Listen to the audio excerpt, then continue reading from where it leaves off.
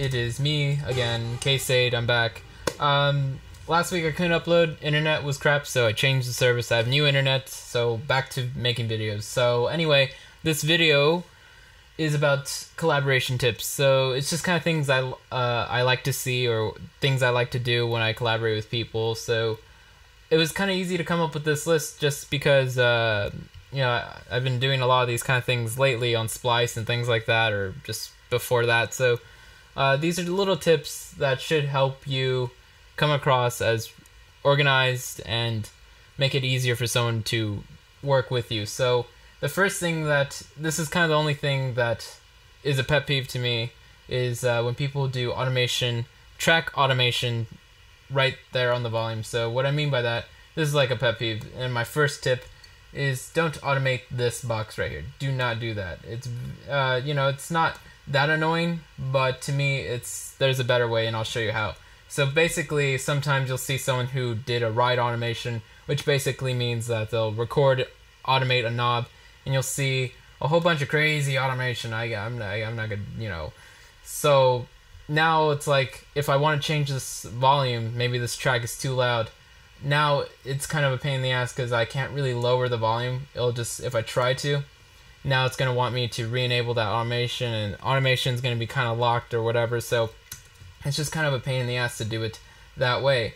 So when you do see write automation, what I'll typically have to do is grab a utility, throw it on that track, and then use that as my new, you know, my new track volume.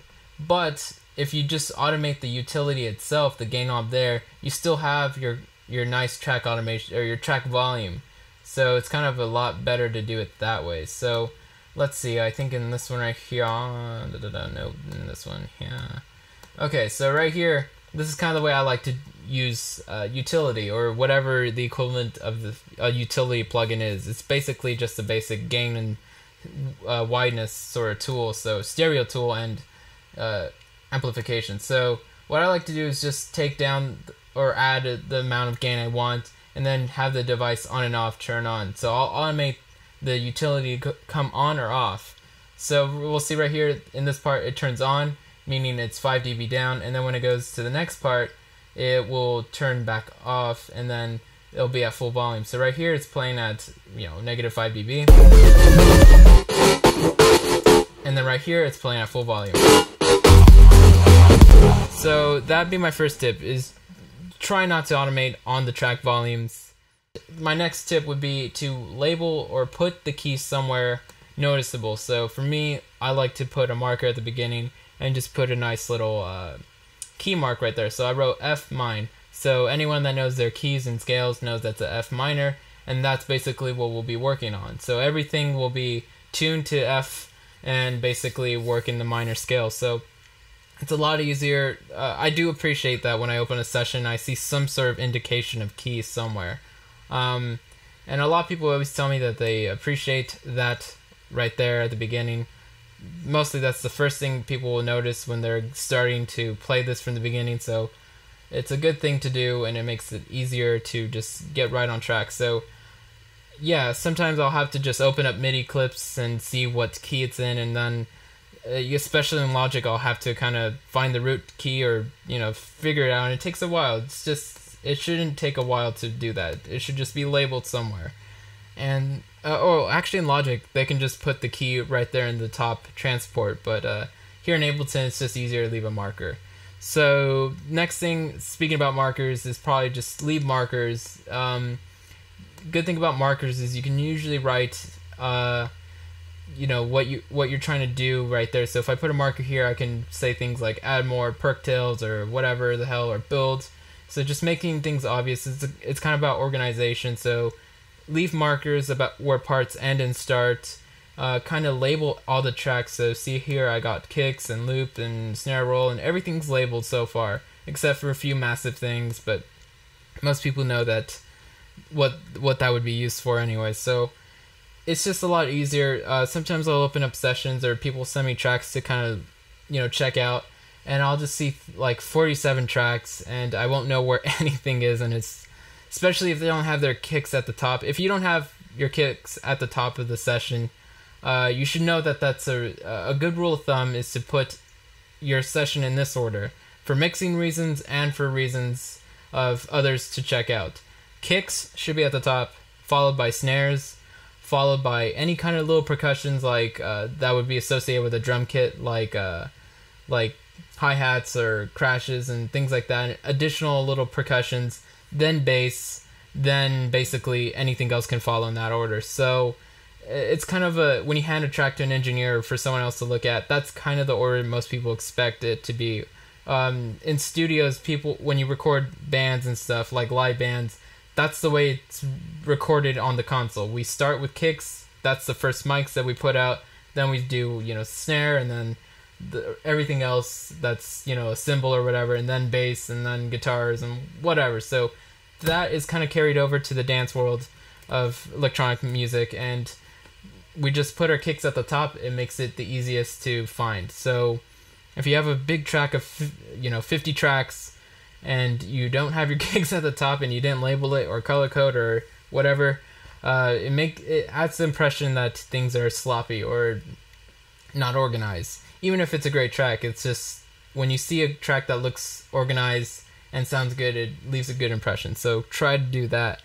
And try to also use plugins. So this is kind of the next tip. Try to use plugins that everyone has. So you don't want to be using plugins like Morphix or things like that nobody has. Like sometimes I'll use Morphix and then I'll send that version of the project to the other person and they'll go, what the fuck is Morphix, or things like that. So you want to stick mostly to well-known plugins like Massive or Native Instruments plugins or Sylenth and whatever. A good way to check common plugins is just right here on Splice. There's a plugins window.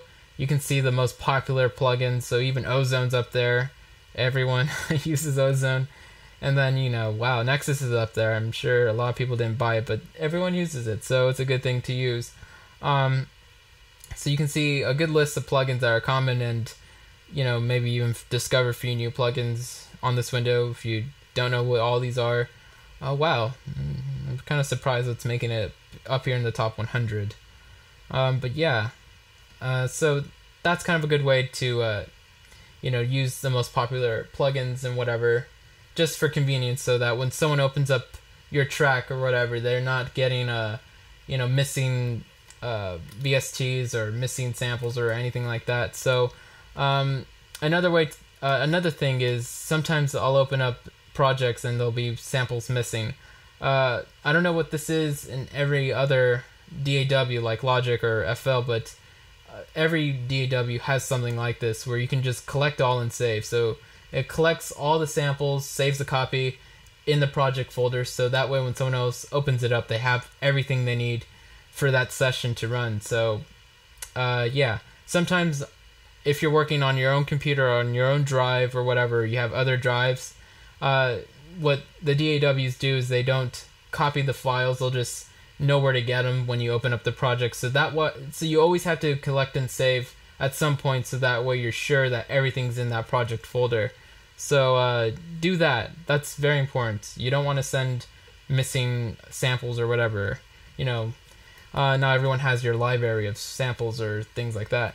And as well, you probably want to use something like Splice or something like that for file sharing, because even though now we have this awesome session and everything's all saved and color coded and all this crap, you still have to upload it to the internet or drive it to someone's house on a drive or something like that.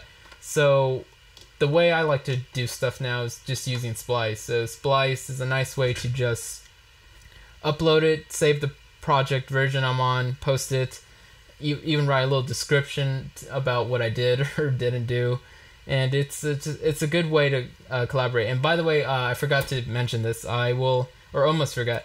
I'm gonna leave little Splice beta links or whatever, just little links that you can join Splice with. So I started with like 100 invites or invite links to give out. I think I'm down to like 20. I gave them out on my Facebook a little while ago. So now you can, if you still want to join Splice and don't know how, you basically have to be invited to Splice to join. I don't know how I joined. I don't remember being invited. But yeah, so those links will be down below in the description. get them. Honestly, I think there's like 20 or something like that left. So join Splice. It's you have to be invited to Splice to join. And last thing is, no, I think that's it. Yeah, that's everything on my list. So to reiterate, what you want to do is not track automate. Use a plugin to automate volume if you have to. Write the key at the beginning of the session. That's important. Leave markers. Name things like on this side. You know, color code things. Sometimes when I'm done with stuff, I'll color code that part gold. People that have worked with me before know that when it's gold, that section is done. It's golden. We don't need to touch it. And when we're working on something that's iffy, we color it white. You know, things like that. So we kind of come up with this little like meaning of colors. So that's kind of, you know, people I've worked with over and over, they kind of get that now. So so the next other thing was use plugins that everyone has. It's just a lot easier to, sometimes even using Nexus, even though it's a really popular plugin that everyone has, because most people have cracks of it.